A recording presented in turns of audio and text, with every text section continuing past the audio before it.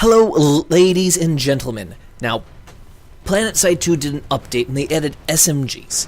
This SMG really is a great weapon if you really want to play the infiltrator like a covert ops team member, SAS, SEALs, what have you. The upgrades that for a whole to make this a very viable class, and this is only if you want to be stealthy. You can actually go loud and proud, but if you want to be pure stealthy, a suppressor, extended mags, more damage, and upgrade your cloaking, and also make sure you have extra magazines for extra ammunition pouches on your vest, or whatever they're going to call it. Now, if you do this with also C4, this class will be treated purely as a skirmisher, mainly as harassing enemy lines, or if an enemy has a position that is close enough by that you can cloak, get behind them, do serious damage, and allow your main force to break in, where you can make a little hole to make a room for the enemy to breach in there. This I found to be very helpful and very useful, and if nothing more, to do significant damage on the enemy to make them freak out and destabilize. Now, if you come behind the enemy units and open fire, or you come behind a corner and just peel fire down there, you don't even have to worry about aiming down sights if you're close enough, because the hip fire and hip spread is relatively tight. And the upgrades are pretty much the basic ones, were just that simple little bit. And even if this is the only downside, is if you can see, I have to move to my pistol because I ran out of ammunition, and that is the only problem you will really have with this, is that unless you take the bandolier of more ammo, or whatever you call it, you're going to be running out of ammo quickly. And just you need to take advantage of the fact that you don't have enough health to sustain a protracted engagement, but the best thing for you to do is to slip in, hit them from behind, and disappear and slip out. And if you have a full squad, not a platoon, but a full squad or a four-man team, and a bunch of your buddies working together and talking, communicating, if you can blitz behind them, have your main force push up to hold them down, and then you turn invisible and cut behind them, and all of you open fire at the same time, you can take down several people relatively quickly without them realizing they've been compromised. And the moment they realize, you're already disappeared, moving to a new position to engage them, or just turning invisible to reload, so they can't figure out where the heck you were.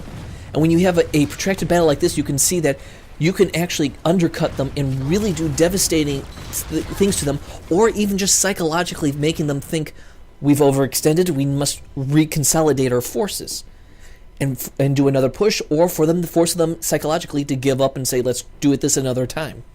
That is what is so great with this.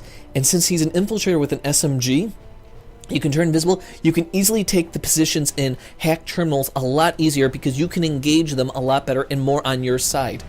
And that's what I love about this class now, because with an SMG, you can really just mess with them in doing serious damage, be it physically or psychologically. Now, this is perfect for a lone wolf or a small squad, because you are working independently of the main line, but also using your own initiative to figure out how to take down guys. And that is what's going to make you super powerful with this guy, with this class, using him like this.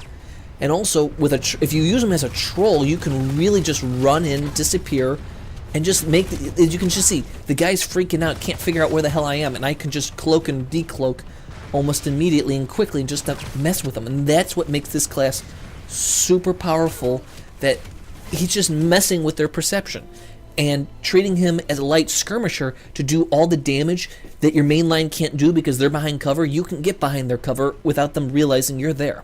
And that's what makes these guys perfect. Now, the only counter to this is night vision optics. And yeah, even if they do that, the initial first push of breaking them is going to mess them up and allowing your team to do it. And if you have massive communication between every member of your platoon, your company, or what have you, you can easily, the initial push of your initial break can easily destabilize the enemy and force them into a routing retreat, where you can then take the high ground and start pushing them back heavily and quickly. And this is why this was a great little thing, additive bonus. And also, you can see in the corner, you have a better understanding of how many cert points you get with a kill, or how many cert points you get with a heal, or what percentage you get. And it makes it easier to understand, okay, that roughly 3 revives gets me a cert point. So it actually makes it easier to incentivize you, saying, oh, I just heal a few people, I get a cert point, which was harder. It was harder for me to get kills. So in a tough, intense battle, you can easily rack up a dozen or so cert points without a single kill, and I really like that, because without that, you kind of it didn't make it seem obvious enough about how many points you got. And the defensive structures they added for the defending teams so you wouldn't get pinned in was a good addition. Now, the update was a very good idea on a general case, because it made it simple, clear, and concise for anyone playing.